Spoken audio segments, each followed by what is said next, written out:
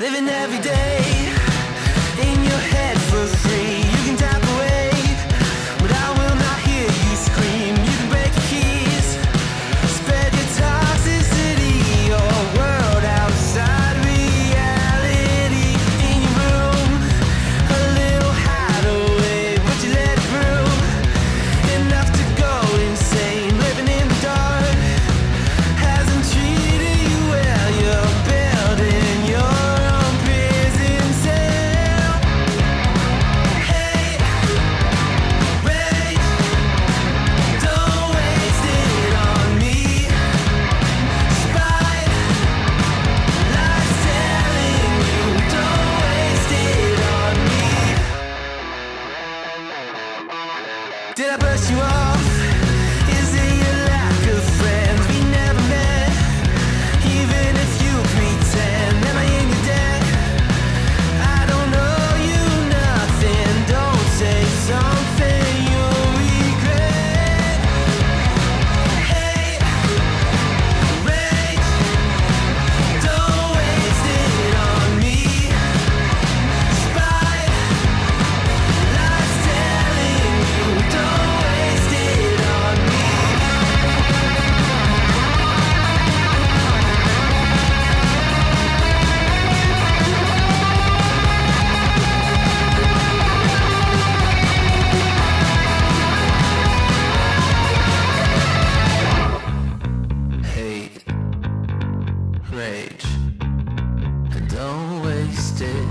me.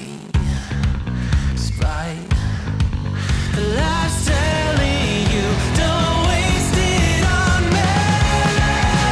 Hate, rage, don't waste it on me.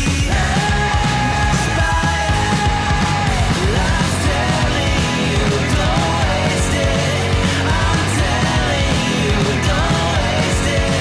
Life's telling you, don't waste it on me. Maybe I'm a little young, but you don't know what I've become. Can't you see it in my face? But you've been living in disguise, but you can see the killer in my eyes. I've got a look you can't escape.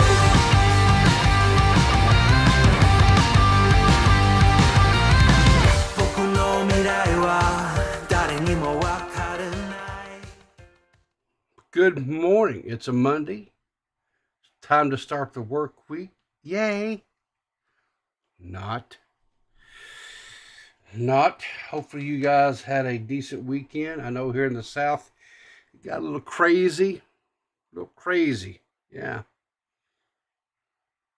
Had thunderstorms, tornadoes. Didn't have any tornadoes here where I live, just thunderstorms, little rain, lightning, things that go boom, things of that nature. But overall, nothing too serious. But anyway, yeah, had a fairly relaxing weekend. Nothing too crazy. Hopefully you guys did as well. But anyway, so I don't really have any stories to tell. No stories to tell this morning before we get into it. So let's just, what do you say, get into the story, right? Let's get into how Watcher, which is a, Watcher is anyway, we'll get into that in just a second. So let's just get into the, I got it. Yeah, I got my coffee. You got your coffee this morning? Huh? Do you? I got my coffee. Hopefully you got yours. So anyway, all right. So Watcher is these three guys. Ryan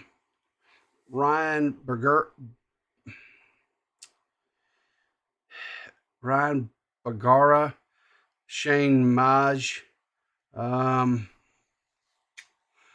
They split off of BuzzFeed. These two guys did. They started this company called Watcher.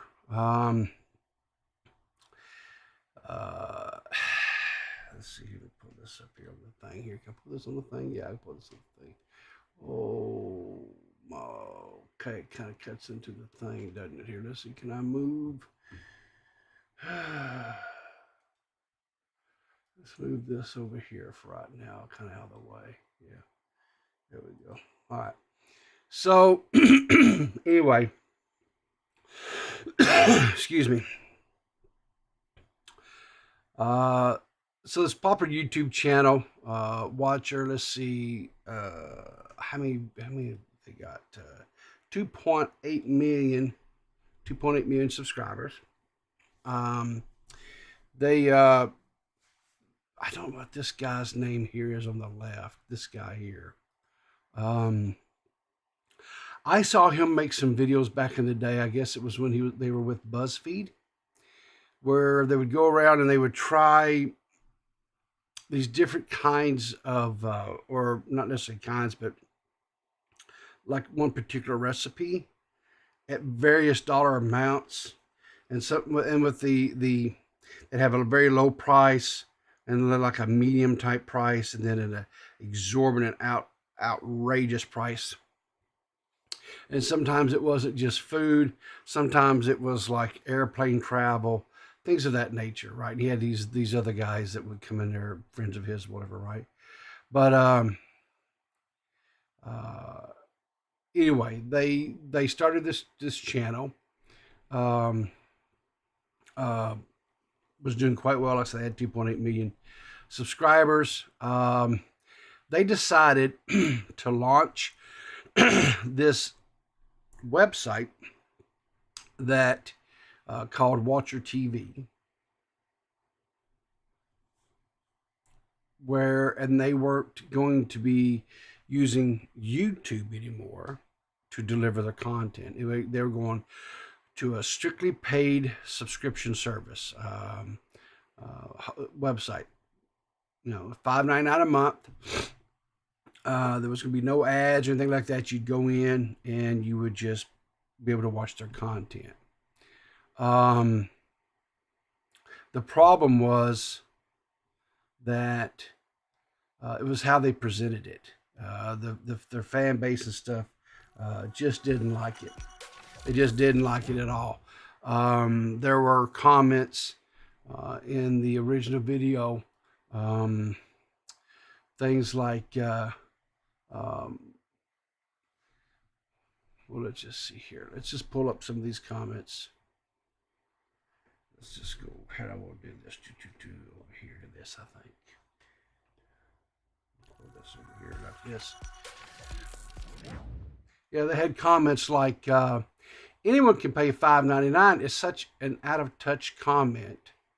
You still occasionally see us on YouTube. We'll post trailers for our shows there. Oh, really? For us, the peasants, God bless one and all.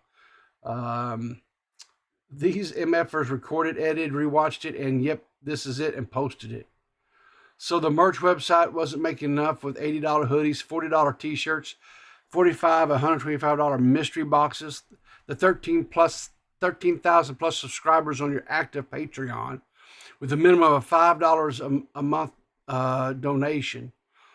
Whoa, holy smokes. Higher tiers of $10 and $25 a month and $100. They had like 4 tiers. They had a $5, $10, $25, and $100 monthly tier. Holy moly. The monetization of your YouTube, 2.85 million subs. Instagram, 489,000 followers. 248,000 followers on their Twitter. The ongoing sold-out tour shows, the podcast profits, none of that was enough. Instead, you felt obligated for the sake of production quality to add another streaming service that you want your audience to juggle solely for exclusive content. Your apology video doesn't break these costs down either. You need to be fully transparent.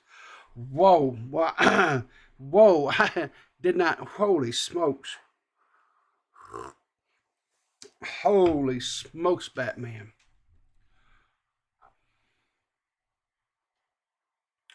13,000 at just the minimum $5 a month. Let's see what that would be.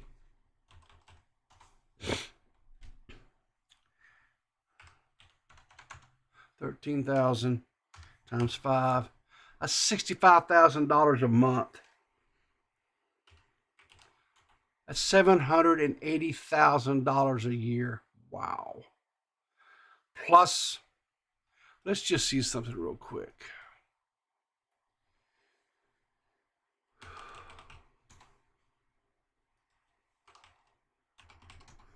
Watcher. Let's see what their estimated monthly earnings was. This is estimated. This is estimated. So somewhere around $50,000 a month in ad revenues. That's just ad revenues. So we'll say plus 50,000 there. Oh shoot.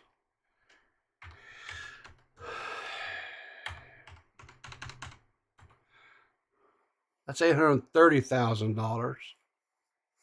Wow, man. Plus their ads, plus morning Trippy, morning Gigi. Wow, 800 over. I guarantee you, because I'm sure they had brand deals and stuff too, maybe.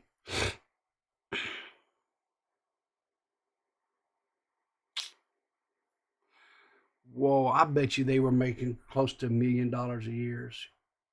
We are beefings. Okay, fine. You want to beef? Call in. You join the Discord and call in, Gigi. I think you're already in the Discord, but call in. We can beef. That's fine. we can talk. I would love to have conversation. We can talk. Let's see here. Are you out there, Gigi? Yes. Yeah, you're in this, and you should have perms. Let's see.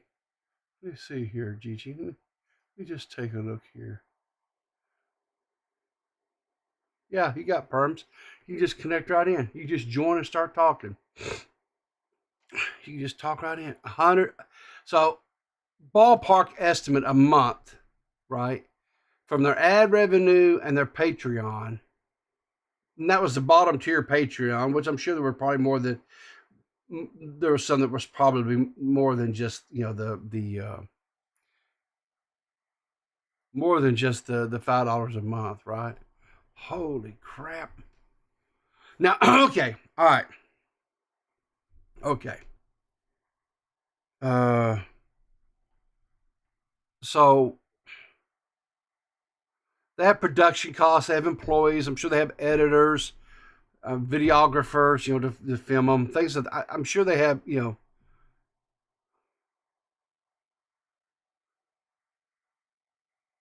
But guys, this is like a month. This wasn't annual. This was a month. I was right. I take it back. It was. This was a year. This was a year. Gigi, you can come right in. You don't have to do waiting to call. You can come right in. You have perms. You can just call right in. You ain't got to wait. Hi, thank you. Yeah. I feel rude about that, but I'll do that. Well, no. You have my permission. That's why I gave you the permissions to do so. You just come right in. Okay. So why are we How's it beefing? going? It's going fine. We're Why are we? beefing because I have so much to say about this. And Okay, I was well, gonna talk to Nerdy John about it, and then okay, he had other things to do. It's been sure. terrible. Well, here's your Um, opportunity. Just what do you? So, do you think these guys were? You guys think? Do you think they screwed up? oh yeah. Oh, this was bad. So I'm a big Ryan and Shane fan, and I don't know that I still am today. Because I haven't Okay, so help me here because yeah. I don't know. The only guy that I know, and I've shared out my screen, so you should be able to see it here. The only guy that I know is the dude here on the left, on the couch here. And I'm not sure what his name is. And the only reason why, because I was back several years ago, I guess when he was still with BuzzFeed, he did these videos where he would travel around with some of his buddies, and they would try different tiers of things, right? Like it could be a hamburger that was like maybe a couple of bucks. Yeah, And then that's worth it. That's worth worth it. Yeah. That show is worth it. Yeah, that was okay. Thank you. That was the answer. I watched that a few times back in the day, years ago. That's the only guy I know. These other two guys, don't know. Never saw anything they did. So, So I think that's interesting that that's the one you're most familiar with, because I agree that Worth It was probably like the bigger show of the shows that these guys were on, yeah. but he's actually the one getting most of the hate for this. Um, Well, yeah, if he's the one getting most of the hate for this. okay, well, here's the deal though. If he is the largest if he's the bigger or the larger of the creators or whatever, right? It kind of stands to reason, doesn't it? He I isn't. mean, He isn't. He isn't. So here's the oh, deal. Yeah, let me backtrack. So we know these three guys came from BuzzFeed. Stephen Lim was on a show called Worth It, and that was a big show for BuzzFeed, but it remained a BuzzFeed show like always. okay, And he hosted that show with a guy called Andrew, who actually like they recently announced that he also had joined Watcher. Um, so, there was some talks that like it wasn't going to be that show. It wasn't going to be worth it, but it was basically going to be worth it. worth it. Yeah. They were, and they were going to call it worth it, but it was basically be the same plat or the same idea, yeah, exactly. right? Yeah. Exactly. And that's really what they've done in a lot of ways with Watchers. Some of the shows they had on BuzzFeed, they just brought over to Watchers, are doing them, slightly differently themselves. Sure. So that was the bigger show. However, Ryan and Shane were on a show called Unsolved, which was created and by Ryan, and Shane was brought in as a co-host on episode 2. So actually, if you see episode 1, it's a different white guy. Okay. And then it got switched to Shane, who was a like decidedly much better fit. And then Unsolved evolved from one thing, which was like a paranormal show, I believe, into two things, which was Unsolved Supernatural, which was like ghosts and cryptids, and Unsolved True Crime, which was like old cases. So they covered like OJ and Benet Ramsey and, crime. So they tapped into two niche markets that were very big, and true crime, in the past couple of years, was huge.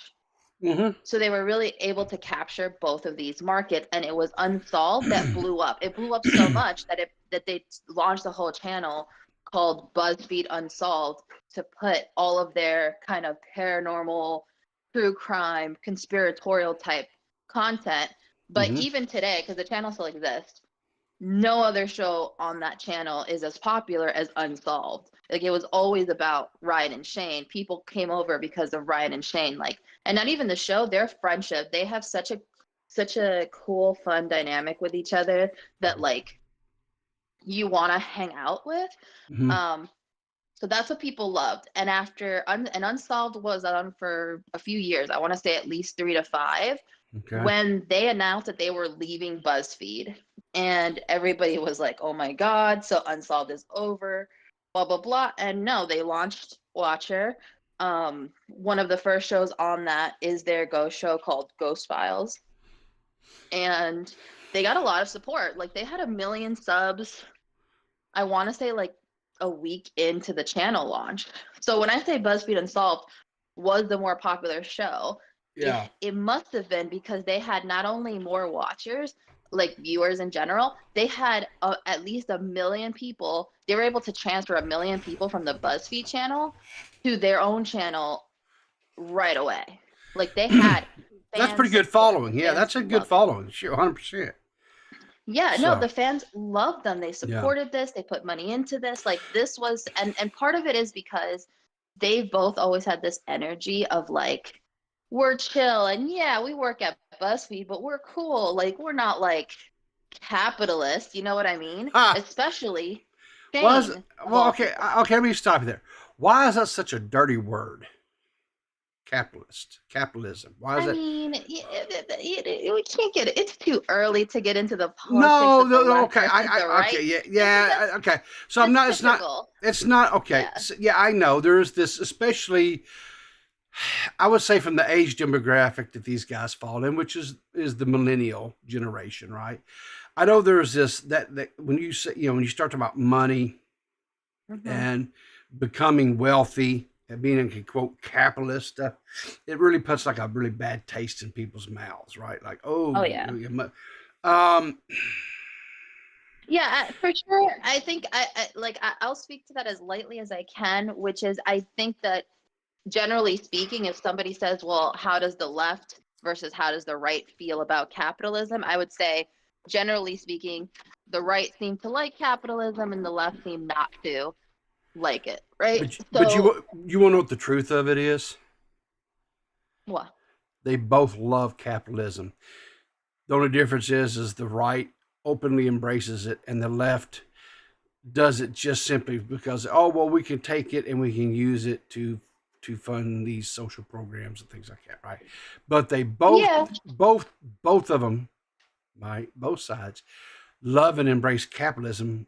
It's just the right wants to have it more where it's put in the individual's pockets to do whatever they want to with it, and the left says, hey, let's give it to the government because the government really knows what they're doing, and they can use it to help society as a whole because they don't believe that individuals will do the right moral thing and take excessive monies and help people.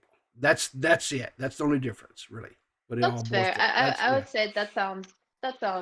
I yeah, mean, yeah, that sounds about right. yeah, So I would say that they worked at BuzzFeed, so of course they're in LA. yeah, We all know what kind of things are on BuzzFeed. We all know what yeah, kind of things people from LA yeah, like, are what they're like in yeah. terms of like the social justice Mm-hmm. causes. And so they worked for BuzzFeed. So naturally, like they're always going to be that kind of person. And I appreciated that, especially about Shane, because he was always real snarky about it. Like he Yeah, was always very part of his humor was I'm this guy who's like an artist and wants to talk history, yeah, but I work at BuzzFeed. yeah, And the thing is, as someone who also works in media, like I've had the opportunity to go apply at BuzzFeed, and if I would have been given the chance, I would have done it because it's a great opportunity. sure, They make very good money. Their name is recognizable. Like we can make fun of BuzzFeed all we want, but if you're in that industry, yeah, it's a great get. How could you yeah, turn it down? Even if for some reason you were like, BuzzFeed is trash because all they do is listicles and whatever the criticism you have of BuzzFeed. But if you're in the creation space, especially years ago, yeah, I mean, who would have turned down a job at BuzzFeed? Not yeah. me. Um, so anyway, so that's the past. The past is they all three of them came from BuzzFeed. Mm-hmm. Ryan and Shane had the air of being like your regular buddies who you really liked, while Steven did not have that energy. Steven, partially because his show is called Worth It, was always seen as bougie. Like on Yeah, Worth It, for those that don't know, what they do is they try out the same food at different price points. So in a show, he'll have like let's say a burrito at $2, yeah, $10, like $50, and then like $500. So yeah, the food that this man has gotten to eat for work yeah. is like, like Well, if there's a gold crusted wagyu, this man yeah. has had it. You know what was always funny about me when I would watch him on that show, right? Worth It. Hmm. As he'd have his, usually he'd have, there was another guy there that a buddy of his, he'd take with him, right? So his plus one was getting to eat this food as well, right? So they were Yeah. sitting there and they eating this, and then, almost like a happenstance, they say, oh, here, camera guy, you can have a bite too, right? Like, I hated that. I hated that because I was always like, so you're telling me there's a bunch of people there with you, at the very least, the cameraman, and the cameraman isn't guaranteed to also be able to eat? That's wild. yeah, like right there in front of Um, him, just, yeah, it was, I always thought that was like, you know, and I know there was like times when they would do shows like, it wasn't just, I remember a few episodes, it was primarily focused on the food, right? yeah. But like there was one time where he did air travel, right? Like he traveled Yeah, they like, kept trying to expand the show into yeah, other things. Like I, yeah, I had watched one that was Worth It yeah, gyms, like different gym types. yeah, yeah, And he came to this actually a gym in New York where they have like all of the things. And I was like, oh, but again, the problem with him and the problem here, and we'll get to it, is that Yeah. a show like Worth It, Yeah. it doesn't feel that good to a lot of people. Like a lot of people are No. struggling Yeah. to Right. have basics. While here this guy is like being flown for Yeah. a living. And the thing is, like that show, that episode that I'm talking about, the Worth It gym one, Yeah. one of the gyms was in LA. Another of the Of gyms course. was, I think, in Florida. And like I said, the last one was in New York. So Yeah. that means that BuzzFeed paid X amount of money to have this guy and his crew like show the things that you can afford at different price points. Yeah. As if like I'll never be able to afford going to that top of the line gym. That gym that Yeah. when you join, they give you like a whole physical and tell you all about like how you walk affects your athletic ability and all these Yeah. like that firstly I didn't even know that was a thing gyms did, and now I do, and now I get to know that I will never really You get to experience. experience that. Yeah. Right. It's kind of like, So it's kind of like, yeah, yeah. They'd eat these. First of all, I would never ever pay like $200 for a hamburger. Piss on that. It's ground yeah. freaking beef. All right. $5 to $10 for a hamburger is pushing it for me. You know, I don't care if it's Wagyu or whatever. It doesn't matter. It's Yeah. hamburger. It was a, the thing that I think that comes across for me, right? Because I watched the two videos, their announcement, then their quote apology video about the whole Oh yeah. situation, right? Mm-hmm. And here's the thing that stuck out to me about this whole situation. Mm. And I don't want to get political so much or too much or whatever. I just want to speak to reality, okay? Yeah. Right now, me personally, for me, because just me and my wife, our cost of living just in groceries, right? And we're not buying any more. We're buying actually less food because our two teenage sons, well, they're grown and out of the house, so it's just my wife and I. Now the quality of food has increased a little bit. We're not buying necessarily generic, what do you want to call it, type of stuff, but store brand stuff. We still do in some cases because there's really no indistinguish. Yeah. For us, there was no differences. Yeah. We just bought groceries. We buy every week. This last week's grocery bill was like almost $200 for just 1 week's worth of groceries. And here's the thing. I wish my groceries were just $200. I spend more than that for just me. I live in the tri-state area. But still, okay. So okay. But I live in Arkansas. I live in I'm not living in East Coast. I don't live I'm living in, and so I'm sorry.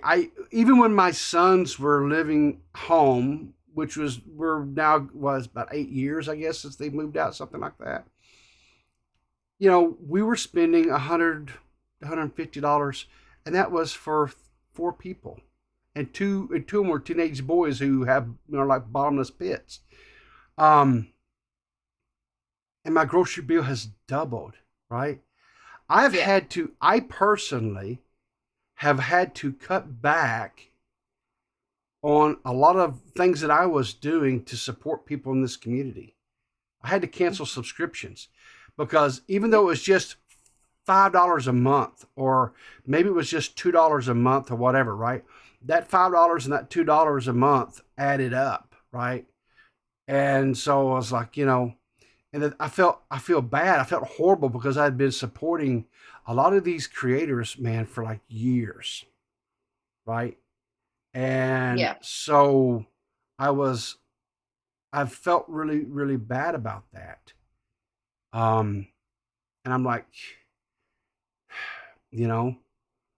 but so these guys, and I understand it's a whole production company. I understand that they had employees and editors and and camera operators, and I'm sure they're trying, but they had, what was this one comment here?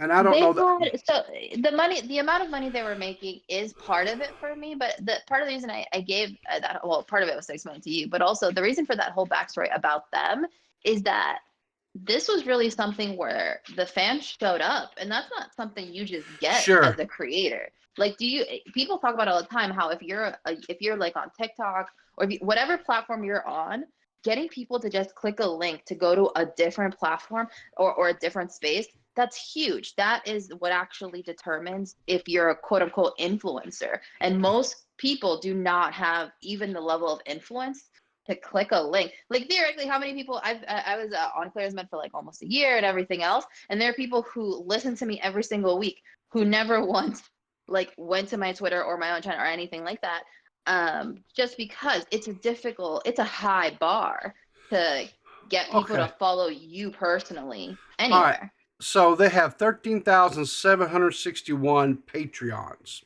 right? Yep. And that number has decreased, I'm sure, because Oh, I'm sure so it has. But still, yeah. 13,761. Mhm. Even if they did the $5 a month, right? Because there was a Mhm. post in here that I was trying to kind of whatever, right? So we'll just go with Do math on. the smallest amount. So we have 13,761 times $5 a month, right? Mhm. That's 68, almost $69,000 a month, Gigi. Yeah, just from Just Patreon. just from Patreon, right? And that assumes the lowest level, and a lot of people don't pay the lowest level. No, And that's not including merch. That's not no, including the fact that all of their videos had ads, and like big time sure, ads too. yeah, Like, no, Moist Critical's number that he gave in his response to this was yeah, probably right. Like, they are making bank, but I feel like it's probably also true that they needed to make more because everyone is struggling. sure. And so what struck me was that when I initially saw the video, which actually I had gotten a friend of mine to start watching Watcher, and she Mm, became like a super fan, so sure, they dropped it, and a minute later she messaged me and at the end of it she's like, yeah, I'll join the new service, but I'm leaving Patreon, because I mean, what am I supposed to do? But when I watched the video, because I work in media, specifically media research, like I deal with audiences, I watched the video and all of my like professional intuition was like, this is a horrible idea, and I don't know who they're talking to, but the streaming industry is bad. It's not a place to be right now. And I work for a big old company with all the resources and name recognition and connect, like all of it, right? And still we spend every day figuring out how to get people to like not leave the service or join the service, because there's already 300 people relying on every single streaming app that we have. For these guys yeah, to enter the game like is it yeah, was I was like, who are they consulting with? Because they need yeah, to fire that person yeah, yesterday. yeah. Because anybody could have told them that. Literally anybody could have told. Like, when I say I work with numbers, I'm an analyst Yes. at a media company, and So, like, you know what I mean. I am not a VP at a media company. no, I'm a you look at the manager level numbers. Yeah, person. you're Yeah, the and with zeros so and ones. Here's the yeah, thing. I'm a grunt worker. So So when I looked at their announcement, and they're talking about, oh, we're going to go to England, we're going to go to all these really mhm. really cool, Yeah. which means expensive travel, right? Because it's not Mhm. just that person, right? It's Yep. not just quote the hosts. They'll have Yep. you'll have a sound person. You're going to have at least one camera person, maybe two or three, depending upon how many shots or angles they're going to be shooting at one time, right? Oh But yeah. let's just say maybe one camera person. We have one audio person, sound person. Then you're going to have there's no telling me other production staff that you're going to have in there, right? You're going to have assistants, and you're going to have a producer that's going to go around and line up the different places to make sure everything's good to go. So they go in and they set up and do their shots, do the recordings. You have bottom line is you're probably looking at what and you're in the industry, so you can tell me if I'm wrong here, Gigi. But I'm sorry, probably just for these little YouTube videos, these guys are probably talking about what, maybe 10 to 15 people that are going to be flying to some of these really far, other countries and Yeah. stuff. So Yeah, you're that sounds talking about right. about several thousands of dollars just in airfare. So Yeah, they've I done it before, and I yeah get the thing. What they're doing all makes sense. They just and the biggest criticism from the whole thing, was, guys, this was really tone deaf. And the hmm thing is that, yeah, that's yeah exactly what it was. That's yeah why this hurt people, because this was like, okay, so let me get this straight. We supported you guys launching a new channel through a pandemic, and like fervently so. yeah Like, people didn't just join the channel. There was merch that was put out as like being yeah a founder and this, that, and yeah the third. Like, yeah there, and people did it. yeah Even I'm, who's like, I am so cheap about things, like sure spent money as part of their founding to yeah help them launch a channel, because I love BuzzFeed yeah Unsolved and I love their friendship. And Shane does a lot of history videos, which I yeah love. Steven, I think Steven's a very attractive man. I feel like he was always disliked mm, by the majority of the channel because people didn't follow Steven. They followed yeah. Ryan and Shane. Um, Well, it seems kind of, and I didn't know all this history. So first and foremost, thank you so much for calling in this morning. Um, yeah. I was just simply going to cover, the fact that these guys really just kind of shot themselves in the foot on this deal. Oh yeah. But I'm kind of curious as to why, because like I said, I didn't know really much about the other two guys other than what was kind of in the announcement video, and then of course like you said, they did the more of the scary type stuff, true crime and so forth.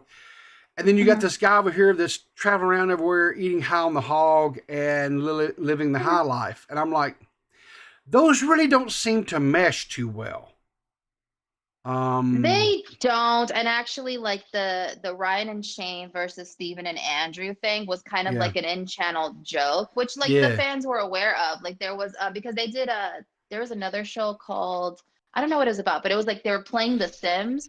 yeah, And so Ryan and Shane like individually went on this other show, and in that game they both like made little funny jabs yeah, at Steven and Andrew, and then yeah, Steven and Andrew came in and did the same thing. So there was like, this was their relationship was kind of like a known yeah, gag. yeah, Like, and they would say things like, yeah, we're out here hunting ghosts while yeah, those Worth It boys are probably, yeah. in their fancy dinners, da da da da So, da. here's what, there's a lot of, if doing quote ghost hunting or cryptid searching, things like that, there's a lot of stuff, unsolved mysteries, crimes and stuff that you could really delve into. And there's lots of Yep. shows. I'm talking about professional shows that have been, like on your main, like ABC, CBS, TLC, things like that, major network type cable based channels, that do this type of stuff, right? So Yeah. the market is, I'm not going to say Saturated. I'm not, well, okay. I wasn't really going to say saturated, but I will say, okay, fine, saturated. No, I So think that's the case for any topic that's popular. I think the yeah, market is, because of things like YouTube yeah, and TikTok, pretty yeah, much every niche is yeah, saturated. And I don't think that's the problem. I really genuinely yeah, believe, because I can tell you the headlines that people take away from this video. yeah, Number one, it's the most tone deaf video yeah, ever. And worse than that, uh, I certainly didn't, and my friend and no one I've talked to expected this from them, which was the yeah, other thing. yeah, Because if the expectation is why people were so upset. So number one, um, this was tone deaf. Number two, nobody expected this. Number three, the energy of it felt really off. Like, the video is called Goodbye YouTube. yeah, And the video is very much like, yeah, YouTube has been so good to us. It served us. But now it's time to move on to bigger and better things. And it's yeah. kind of like, hell, what do you mean? What do you mean You move on know, to bigger? This is I, it. here's to me, and I'm not a media specialist. I'm not, Yeah. I'm just this dumb dude that sits behind a webcam. If they had like the Patreon base like they did, and they had the channel memberships. You know, they could have done channel memberships even through YouTube. I don't know if they were offering that or not. They could have. From looking at their Patreon page, it looked like they had exclusive things that you could get with even within their Discord, things of that nature. Yeah. There's no doubt in my mind that if they wanted to start offering more exclusive content to boost their membership numbers as far as more support, it looks like they could have done it, and they could have done it in a very healthy way. I'll put it that way. They could have said, listen, you know, we're still going to put out whatever, so forth, what have you. But, you know, because we want to do these other things, right? We need your help as fans. So here's how we feel like we can do this to offer you guys bigger projects, bigger videos, things of that nature. We're going to start having member exclusive only stuff. And either you got to have a certain tier membership here on YouTube or on Patreon. And then after so much time, it would be released down. It's still going to be membership only, and you have to be at a certain tier to get it. They could release it slowly out, even, stair step it down. You know what I'm saying? This exclusive content, whatever. They could have done. And it seems like to me, when I listened to their quote apology, which by the way, none of them was wearing gray hoodies. I mean, they were already going to get, they already got the guys on a couch comparison. So yeah. Well, okay. So on the apology video, right? What's his name? The guy here on the right. Yeah. Let me pull it up so people can see. Well, before we talk about the apology video, just to wrap up the initial video, I will say, I doubt they will ever see this, right? But if they they do, that shit hurt my feelings. Okay, that's what it comes down to. Like, I have business reasoning for all of this, and I can justify why I didn't like it logically. But bottom line is, like, Ryan and Shane are a comfort thing for me. I watch them because I too wish I had like this level of like fun and banter on camera with a friend who, like, they're very clearly close in real life. It's nice to see. It's pleasant. And of course I'm into this cryptid shit. So the fact that they're like ghost hunting in a snarky buddy way, I love that. It's like a live action buddy cop movie. And this was such a slap in the face to everything that I couldn't believe it. And on top of that, from the business perspective, and we can get it, I have a theory why they did this for real. But there is only one way, the one way that I can think of in which this was ever going to be the right move for them, and they fully underestimated the fan reaction, because even that one business way that they have is semi-reliant on the fact that people like them, and people are angry. People are big mad. See, that's the thing. When you have a fan base, right? People that you have endeared yourself to, right? And you do something to them, if not to them, but if you do something that they feel like, or their feelings are that you slighted them in some way, right? It's very personal to them, right? That's the one thing that I've always felt is kind of different between YouTube and like television shows, mainstream celebrities. Yeah, it's access for sure. That's exactly what it is. Yes, people look at that, and I've made this analogy before. Like, if I was walking down the street and I seen a major celebrity, someone like, say, a Ryan Reynolds or a Hugh Jackman, to name a couple that's really in the spotlight right now because of the Deadpool 3 movie, would I approach them and talk to them? No. Probably so, but I'm way too much of a wuss. Yeah, but it would be very trepidatious, right? I would be like, I don't want to, because, that's why I wouldn't go up to them.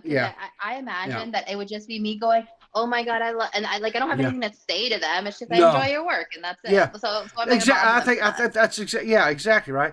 But if I saw somebody, like, for example, if I was out and about, which this is very, very, very well possible, and I saw someone like Boogie 2988, right, who lives here in Arkansas with me. If I was out and about and I saw him, I 100% would walk up to him, shake his, and talk to him, right? And Yeah. he's a large creator. He's one of the OG creators and stuff like that. I'm saying it right. Mhm. Or say somebody like like a Keemstar or any of the other larger Yeah, creators that are on Keemstar is a YouTube. great example. Yeah, Keemstar is a great example because by the numbers, Keemstar is a yeah, legit celebrity, and I yeah. have zero fear of that man. You know what I mean? Like I Hmm. just feel like he's such a and I get it. He's a great Yeah, businessman. He's still kind of a sure. shit, and I don't care for Yeah, it. yeah. So Well, like I feel like Keemstar, having never personally met him, the first yeah, I'd be cool about it. Be like, hey man, I don't know you, and like we can chill and have a beer, but I really do like genuinely at your core think you're kind of an asshole. yeah, Just straight up. Like I would yeah, never say that to Ryan Reynolds even if I yeah. felt that way. Sure, right, Um exactly. And I think that because the small screen is what they call it, the computer screen, the TV screen, whatever, the small screen, and the fact that um, it's a different the, relationship it's just a entirely. different It's different. relationship, right? Yep. And so when a TV star does something, or like a movie star does something, you're like, ooh, that's horrible. But we're so distanced from it that we're like, whatever. But Yep. if a YouTuber, right, like you said, that we have directly, we look at it as directly sponsoring them because we subscribe to their Patreon, or maybe we have a Mhm. channel membership, or we bought their merch or whatever, and they do Exactly. something, right? They do something that is it hurts on, it cuts on a different chord, cuts on a different level, right? Yeah. And I 100% get that, and so you these guys are going to have to struggle. And I understand this Yeah. too, right? Mhm. To rebuild that trust. Yeah, You they know, super. yeah, I can't, but I firmly believe because my biggest thing about this, like putting my emotions about it to the side, because my fan reaction was always going to be what my fan reaction was, regardless of yeah, the logic of things for something yeah, like this. But yeah. I sat there and went, okay, let me put on my industry hat. Like I've been in this industry a while. Mhm. I can theoretically have some insight knowledge as to what their plan might be. Here's what I think they were planning and why I think they fucked. Actually, I can say that first. They fucked up because they thought that and they said it. They Yeah, said the reason we're doing this is because we want to stop being relied on shows that are quote unquote advertiser friendly. Like we don't want to be beholden to yeah, advertisers. That's yeah. what they said in the video multiple times. That the main reason for it was beholden to advertisers. The problem is not being quote unquote beholden to advertisers means that you are no longer relying on your videos being mainstream enough to get money from major advertisers. Yeah. And so when they said that, they were also saying we no longer want to be beholden to the fickleness of whether or not you actually want to watch our videos. That's Well, literally what they said. okay. Or like I said, I don't really. I haven't. Full transparency, I haven't watched any of their content. These are not. I haven't. Like I said, I haven't watched the Are You Worth It in, geez, probably 4 or 5 years or whatever. But even because I'm I sure can they're not send you even some good making. videos. But Well, yeah, okay. So anyway, yeah. So and the I don't. the Here's here. business reason, But here, yeah, let me ask this question because you go obviously for it. watch and consume it, so you can answer this. Is the whole beholding to sponsorships and things and advertisers? Is that it?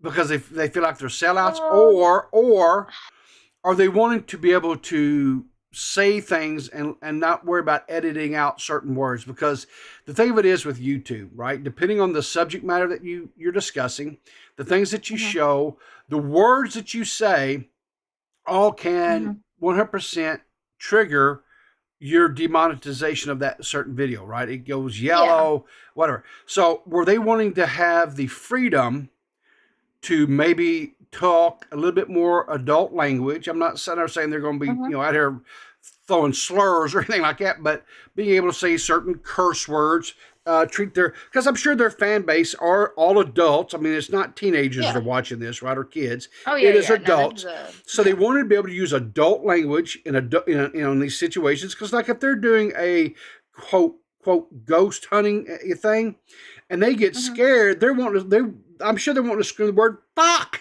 right? Or something, Yeah. right? Because they got No, scared. they kind of do. Yeah, they sort of do. Okay, but you see what I'm Yeah. saying? Did they want that Mhm. freedom to where they did not have to worry about monetization on YouTube and or sponsorships wanting to sever because maybe they have potty mouths for the lack of a better word, and they just want to Mhm. really let that go. Well, So if they're I getting, but actually I'm going to think just say that this: if they're getting yeah. like $70,000 a month just Oh from yeah, more than that. Patreon, They're making at least 300 a month from all of the numbers at 300K a month from just all the numbers I've seen. from Just from YouTube. Patreon, or No, from Patreon, it's supposed to be like 100K at least.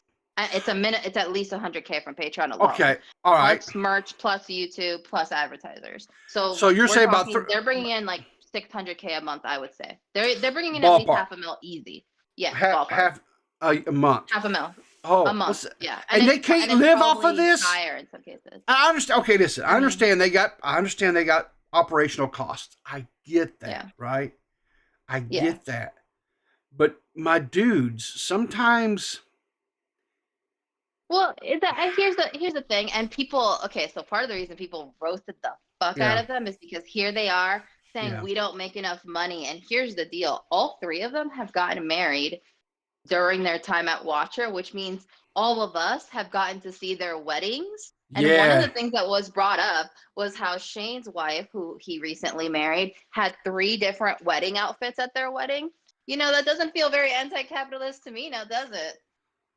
And I didn't know anything about this because I don't follow people outside of YouTube. I Okay. have an Instagram that I Can never use, can but people can were we pissed about that can because we yeah, can we people were put pissed can about we that. pause for just a second? Yeah. What? Because I look, I Mhm. I'm a guy, so I don't know, so I have to ask. Yeah. So What does 3 wedding outfits have to do yeah, with anything? with Because capitalism, because okay, I'm sure here's what it has to because do they with. were expensive, I guess. Because no, it's not just the outfits themselves. It's the implication of needing 3 wedding Oh, outfits. Listen, the last time I yeah. got married, I am divorced now. We got married at the courthouse. Sure, We paid like sure. whatever it was, and our 50, and we eloped and we did pictures. Like all we did were pictures and a dude, and yeah. that alone was like at least $1,000. And that What? was us trying to, yeah, because I had to hire the deacon. The photographer was like $400, and that was her giving me a discount. Sure. We still had to have like some kind of nice clothes. Like yeah, no, it was like a grand total for a wedding that was me, him, the Hold, deacon, and a photographer. hold it. Right. How long ago Yeah, was this? Just out of curiosity, did you give me? I don't know. 2019, Okay. 2019. All right. Yeah. So, all right. The photographer, $400. That's not a bad. Photographers are No, she's great, expensive. and she's great. She was lovely. I loved Yeah. her. I think she was worth what she actually charges, and maybe more Yeah. than that. She's great. Sure. Sure. But shit's expensive. Yeah. Okay. And But that's considering a photographer where we were doing it was an elopement, right? So yeah. we were taking pictures for like an hour and that's it. That's not usually what Yeah. wedding photographers do. They're there No, all they're day. all day. They're there before. The bride's getting Yeah. their hair done. Groomsmen There's are usually getting dressed. multiple They're taking and just videographer casual. also so Yeah, that they have like yeah, coinciding photo. Like yeah. yeah, no, it's a whole thing. So Oh, for I me to know, have I only know. spent 300 is like Yeah, I am chill. I am good with the prices I got. The deacon was super nice and actually did yeah, like a whole little thing. We got married on the High Line, which is a beautiful park in New York City. Like yeah, we did it very streamlined and cheap, which is what we had wanted for that. yeah. And even so, it was $1,000 start to Can I? finish. Yeah, Can I? go. So just a little bit Yeah, of contrast. When the wife and I got married, which was we got married in '96. Yeah, 1996 we got married, and had the full blown church wedding, everything, right? yeah, We spent, and this including everything. That's the gifts for the groomsmen. My wife got something for all the yeah. bridesmaids and what have you. The preacher, the decorations in the church, the decorations in the reception, the cakes, everything, right? Mhm. $1,500. Listen, here's the other piece of information. So Yeah. my most recent ex-husband was my second husband. My Yeah. first one is deceased, for anybody who didn't know that. And Yeah. so my first wedding ever was Yeah. in 2013, and our family collectively said, we are going to give you 10 grand. So I got 5 from his family and 5 from Yeah. my family. Yeah. Go have a wedding. And Yeah. so we had a budget and we tried our best to do that. And Yeah. firstly, we ended up deciding to go to Vegas. Oh, Lord This is a mercy. story for another day because our Yeah. family was wild in. We ended up deciding to go to Vegas and have just like a small reception and party. Yeah. Start to finish, it was like closer to 18,000. Yeah. And it was a wedding of less than 50 people. Yeah. Well, you had a destination wedding though, so that's No, that's. but the but the Uh, destination part was only me, him, and 2 of our friends who paid for themselves. The oh, reception part. Okay. All right. Well, Yeah. so just We a ended up. wedding. So just a wedding was Yeah, probably yeah. what, about Mhm. 15? No, so just the Vegas part because we got married. No, I not actually just have a not the Vegas. Just a wedding. Yeah. No. The reception part was probably like 11 by itself. 11, 12. Yeah, because the cake, the flowers, the hall, the That's staff, insane, the DJ. GG. That's That's what it was. insane. That was Oh, considered God. very cheap. Like it wasn't. It Yeah. wasn't like All right. we did not choose like a huge venue. It Yeah. was small. Yeah. I will say this. I know But yeah. back when I was doing DJing as a side gig and stuff, I would charge for like a wedding reception. Generally speaking, was about $300 to $400 for the evening. hmm Yeah, Um, that sounds about right. There's some bad wedding. Our DJ sucked. Like, you know how you know someone's a bad DJ? There's no transition between any song. Like, listen, bro, I could have played a playlist too. yeah, Like, yeah. So but anyways, anyway, but all right. So back to this thing. back to So this thing. So yeah, people were mad yeah, because he came out and was like, "Hey guys, you should support them. They want to do great things." And yeah. the internet was collectively was like, first of all, you're married to one of them, so of course you want them to make more money. And Sure. 2, didn't you just have a wedding where you had, I'm sorry, how many was that? 3 different wedding outfits? Yeah. Like, get out of my fucking face with that And- shit. and- I've never had a wedding with 3 outfits. And as I just stated, one of them was in 2 completely different locations. Guess what? I wore the Yeah. same dress for both things. Yeah.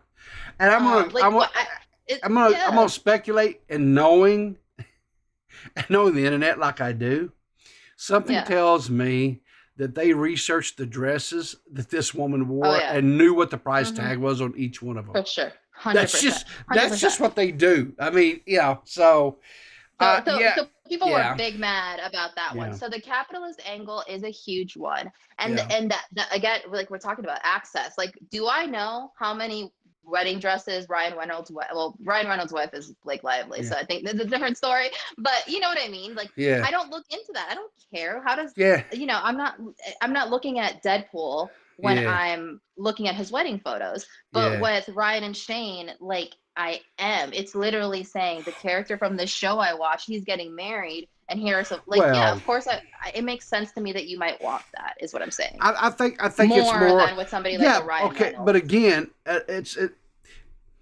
when you watch a YouTuber, now this is not, I don't think it's necessarily the right whatever. I'm not saying right or wrong. I'm just saying it's a different mindset. I think a lot of people, when they look at these YouTubers, they look at them as, well, we're friends, right? And Yeah. here's why. It's Yeah, for because sure. they'll leave a comment under one of the videos and maybe that YouTuber will respond, they'll interact, right? Or Mhm. maybe they will interact on an Instagram post or a tweet or something like that. And they might even follow them back or whatever. And so they feel like, oh, because now we have this relationship. We've established this relationship and they communicate, right? Yeah. And it's not that. It's not that at all. And so, but it's a very human thing to do because Sure. I feel like even I did a little bit of that when I Yeah. first got into this community. Like Sure. I definitely I think you'll remember. I used Yeah. to make a joke about Mitch joining Now Recording the Yeah. like through the back end, like through the back Yeah. door kind of a way, Yeah. and how this is how I'm gonna get it. And that was always a joke. Guess who did not know that or anything about me was Mitch. probably still to this day, actually. Yeah. And in retrospect, I'm like, that was a weird thing to do. Yeah. That was a strange way to go about establishing a habit. And I will Yeah. say, this is how I've established a friendship with other people, and it worked out fine. Yeah. But objectively speaking, if my first interaction with somebody was them calling me out for something that I think other people do genuinely call him out for, Yeah. was not the move, and I don't Yeah. recommend it. Don't do Yeah. that. That was a level of familiarity that was Yeah. inappropriate. Yeah. And I learned that after the fact. But people really neglect how different it is on either side of the camera. Yeah. And I think that line is even blurrier with YouTubers, to your point. So so people were pissed, and they were pissed for outside reasons. They were pissed because we had an expectation of these guys, and they let us down hard. Like, people did not see this coming, not in this way, not to this degree. And most people blamed Steven. Almost Yeah. everybody blames Yeah. Steven, because he's always been the one that has seemed less anti-capitalist, less chill. Like, even in that first video, at the end of it, Shane says, "Yeah, you can share the passwords with your friends," which is very Shane to say. Yeah. But but even then, like, even in saying that, that is a crazy statement to make in the streaming world. Like, as someone who works in the streaming world, Yeah. password sharing is an active problem. And the problem Yeah. is that if we put a stop to it, like if my service says we're not gonna allow any password sharing, one password, one device, one IP, whatever, Yeah. we would lose like half of the people, not even because they were doing it, because they would be mad that we put that into place. Netflix did that, and look what happened to Netflix. They lowered it, but Yeah. also Netflix. I hate that anybody uses Netflix as an example of anything except what it is to have the privilege of being the genre setter thing. Yeah. Like, the fact that they did it first means Mhm. that they've been able to do things that nobody else will be able to replicate, because it's not people's expectations. Like, this service, Watcher, the cost of Yeah. it a month, I don't know if it still is, but it was supposed to be $5.99, which they're Sure. like, this is very affordable. Yeah. They wanted $5.99 for a network of Yeah. YouTube shows Yeah. of like, and it's like not many, it's like 5 to 10 or something, Yeah. YouTube shows Yeah. for $5 a month, versus Netflix that gives you thousands of pieces of content from all over the world and Yep. space and genre. And that one is what, 17? Like, the cost Depending. Yeah. Because ratio is I don't. crazy. Yeah. They. I don't know. Netflix has changed. They've got several different tiers and stuff now. I just know that, uh, you know, when they went to Netflix, they changed the policy because people were sharing accounts, right? And so Right. different IPs They and had stuff. to. They had Boom, to. right? But they avoided doing it for years. Like, this was They a known did. thing.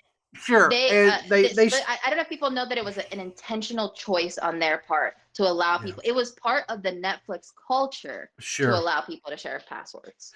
Well, all I know is when they did it, it cut my mom off, and she's a widow woman and has very limited income.